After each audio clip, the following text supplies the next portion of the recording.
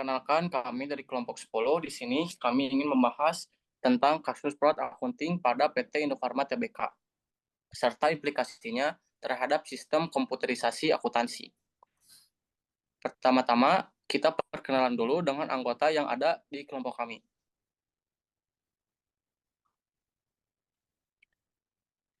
Nah, di sini yang pertama ada Alivia Kistila Tifa sebagai rekan saya. Lanjut ada Bunga Nurul Hikmah, dan selanjutnya ada Teresa Nur Cahya, dan yang terakhir ada saya sendiri, yaitu Pilren Mutaharik.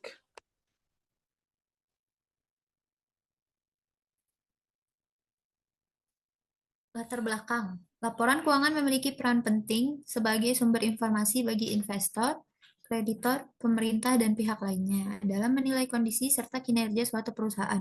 Oleh karena itu, laporan keuangan harus disusun secara jujur, transparan, dan sesuai dengan standar akuntansi yang berlaku. Namun, dalam praktiknya masih terdapat kasus kecurangan, fraud yang dilakukan oleh pihak tertentu untuk mencapai tujuan tertentu, seperti memperbaiki citra perusahaan atau menutupi kondisi keuangan yang sebenarnya. Salah satu kasus yang menjadi perhatian publik adalah dugaan penyimpangan dalam pengelolaan keuangan PT Indofarma Tbk yang ditemukan oleh Badan Pemeriksa Keuangan (BPK). Kasus ini menunjukkan bahwa lemahnya pengendalian internal dan pengawasan dapat membuka peluang terjadinya fraud yang berdampak pada perusahaan, investor, maupun negara. Oleh karena itu, kasus PT Indofarma Tbk menarik untuk dikaji guna memahami bentuk kecurangan yang terjadi, faktor penyebabnya, serta pelajaran yang dapat diambil untuk mencegah kasus serupa di masa mendatang. Selanjutnya, profil PT Indofarma Tbk. PT Indofarma Tbk merupakan perusahaan farmasi milik negara (BUMN) yang bergerak di bidang produksi dan distribusi obat-obatan, alat kesehatan, serta berbagai produk kesehatan lainnya. Perusahaan ini didirikan pada tahun 1918 dan kemudian berkembang menjadi salah satu perusahaan farmasi nasional yang berperan dalam mendukung kebutuhan kesehatan masyarakat Indonesia. Pada tahun 2001, Indofarma resmi menjadi perusahaan terbuka dan tercatat di Bursa Efek Indonesia (BIE) dengan kode saham INAF sebagai bagian dari holding BUMN Farmasi. Indofarma memiliki peran penting dalam menyediakan produk kesehatan yang berkualitas serta menerapkan prinsip tata kelola perusahaan yang baik dalam menjalankan kegiatan usahanya. Selanjutnya, di sini saya akan menjelaskan kronologi dari kasusnya. Pemeriksaan BPK terhadap Indofarma dan IGM, BPK melakukan audit terhadap pengelolaan keuangan PT Indofarma Tbk dan anak perusahaannya PT Indofarma Global Medica IGM. Terus juga ditemukan berbagai penyimpangan keuangan. Hasil pemeriksaan menunjukkan adanya ketidaksesuaian dalam beberapa transaksi dan pengelolaan keuangan perusahaan. Nah, masalah pada transaksi piutang dan persediaan ditemukan permasalahan dalam pencatatan transaksi pengelolaan piutang serta persediaan yang tidak berjalan secara efektif, menimbulkan kerugian besar dan menjadi perdebatan publik. Penyimpangan tersebut mengakibatkan kerugian yang signifikan dan menarik perhatian regulator serta masyarakat. Selanjutnya, di sini ada bentuk fraud. Transaksi penjualan fiktif, perusahaan mencatat penjualan yang tidak sepenuhnya mencerminkan transaksi yang sebenarnya terjadi. Pengelolaan piutang yang bermasalah, sejumlah piutang sulit ditagih sehingga memengaruhi kualitas aset yang dilaporkan perusahaan. Selanjutnya, pengadaan alat kesehatan tanpa kajian memadai. Pengadaan dilakukan tanpa analisis yang cukup sehingga menimbulkan risiko kerugian bagi perusahaan. Terus laporan keuangan tidak mencerminkan kondisi sebenarnya. Beberapa informasi keuangan yang disajikan tidak menggambarkan kondisi perusahaan secara akurat. Nah, di sini ada proses investigasinya. Proses investigasi dimulai dari pemeriksaan BPK terhadap PT Indofarma, Tbk, dan anak perusahaan IGM pada periode 2020 sampai 2023. BPK menelusuri alur transaksi keuangan termasuk pencatatan, penjualan, pengelolaan piutang, dan pengadaan alat kesehatan yang dianggap tidak sesuai prosedur. Terus juga selama proses audit, BPK mengidentifikasi adanya ketidaksesuaian antara data laporan keuangan dengan transaksi yang sebenarnya terjadi. Hal ini mengindikasikan lemahnya sistem pengendalian internal yang seharusnya mampu mencegah manipulasi data sejak dini. Nah, seluruh temuan dikumpulkan, BPK menyampaikan hasil pemeriksaan investigatif kepada pihak berwenang. Proses ini melibatkan koordinasi dengan regulator pasar modal OJK dan aparat penegak hukum untuk menindaklanjuti indikasi fraud yang ditemukan. Oke, selanjutnya ada temuan. Berdasarkan hasil pemeriksaan investigatif BPK terhadap PT Indofarma, TBK, dan entitas anak pada periode 2020 sampai 2023 ditemukan berbagai penyimpangan dalam pengelolaan keuangan perusahaan. Temuan tersebut mencakup transaksi yang tidak dikelola secara memadai, pengelolaan piutang yang bermasalah, serta pelemahan dalam pengendalian internal yang mengakibatkan laporan keuangan tidak sepenuhnya mencerminkan kondisi perusahaan yang sebenarnya. Penyimpangan tersebut mengindikasikan adanya fraud dan berpotensi menimbulkan kerugian negara sekitar 371,8 miliar. Nah, hasil pemeriksaan investigatif BPK mengungkap adanya indikasi fraud atau kecurangan dalam pengelolaan keuangan PT Indofarma Tbk dengan potensi kerugian negara yang diperkirakan mencapai sekitar 371,8 miliar.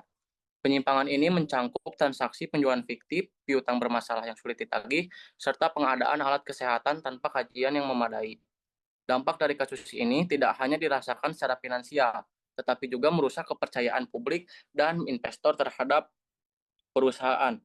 Kasus ini menjadi bukti nyata bahwa lemahnya sistem komputerisasi akuntansi dan pengendalian internal membuka celah bagi tindak kecurangan yang merugikan perusahaan, pemegang saham, hingga negara.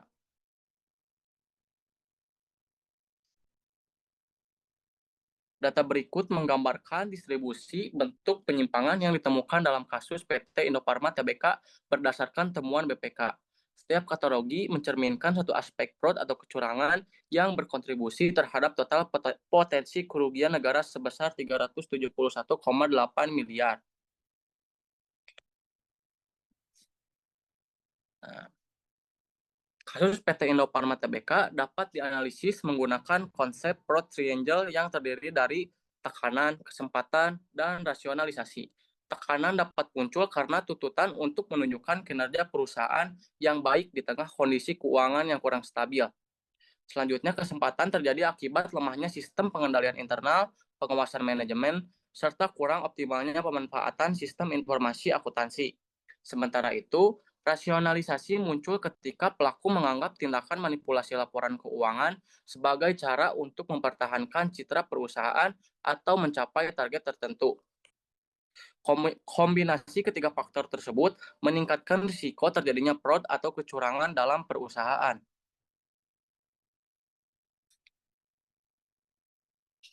Nah, di sini untuk dampak fraud, kasus fraud yang terjadi pada PT Indofarma Tbk memberikan dampak yang signifikan bagi berbagai pihak. Dari sisi perusahaan, fraud menyebabkan kerugian finansial dan menurunkan reputasi perusahaan di mata publik. Dari sisi investor, kasus ini mengurangi tingkat kepercayaan terhadap informasi yang disajikan dalam laporan keuangan. Selain itu, negara juga berpotensi mengalami kerugian yang diperkirakan mencapai 371,8 miliar. Berdasarkan hasil pemeriksaan investigatif, dampak lainnya adalah meningkatnya pengawasan dari regulator dan menurunnya kredibilitas perusahaan sebagai bagian dari BUMN.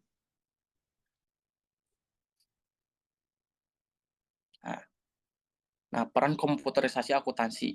Komputerisasi akuntansi memiliki peran penting dalam mendukung pengelolaan keuangan yang transparan dan akuntabel. Melalui sistem informasi akuntansi yang terintegrasi, setiap transaksi dapat dicatat secara otomatis, divalidasi, dan disimpan dengan aman. Sistem juga menyediakan audit trail yang memungkinkan perusahaan melacak seluruh aktivitas penggunaan sehingga memudahkan proses pengawasan. Dalam kasus PT Indofarma Tbk, Penerapan komputerisasi akuntansi yang lebih efektif dapat membantu mendeteksi transaksi tidak wajar, mengawasi pengelolaan piutang, serta mencegah terjadinya manipulasi laporan keuangan yang dapat merugikan perusahaan ataupun negara.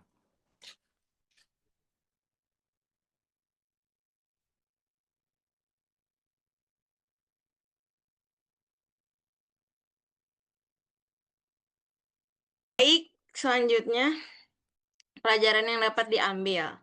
Baik, selanjutnya pelajaran yang dapat diambil, kasus PT Indofarma Tbk memberikan pelajaran bahwa teknologi saja tidak cukup untuk mencegah fraud. Walaupun perusahaan memiliki sistem yang canggih, pengendalian internal yang kuat dan integritas sumber daya manusia tetap menjadi faktor utama. Oleh karena itu, perusahaan perlu memastikan seluruh proses bisnis bekerja sesuai prosedur, menetapkan prinsip transparansi, serta melakukan evaluasi dan audit secara berkala dengan kombinasi serta teknologi dan tata kelola yang baik. Resiko fraud dapat diminimalkan. Next.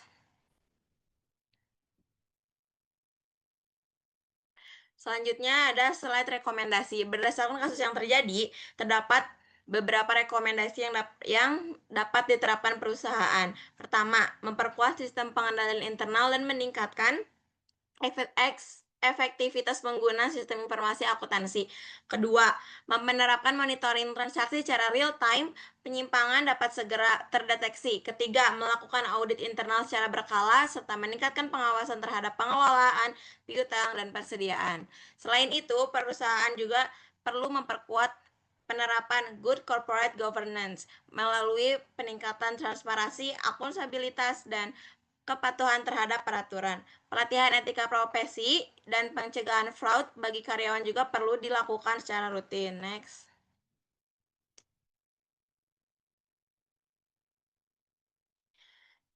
Sebagai kesimpulan, kasus PT Indofarma Tbk menunjukkan bahwa keberhasilan komputerisasi akuntansi tidak hanya bergantung pada teknologi, tetapi juga pada efektivitas pengendalian internal dan tata kelola perusahaan.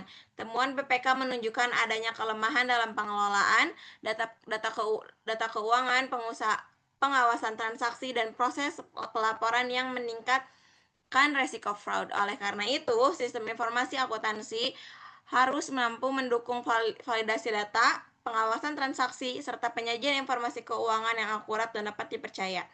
Dengan memperkuat pengendalian internal, meningkatkan pemanfaatan teknologi akuntansi, dan menerapkan pengawasan yang lebih ketat, perusahaan dapat meningkatkan transparansi, akuntabilitas, dan kendala laporan keuangan. Demikian yang bisa kami sampaikan. Mohon maaf bila ada salah tutur kata. Kami dari kelompok 10, kami ingin berterima kasih. Wassalamualaikum warahmatullahi wabarakatuh.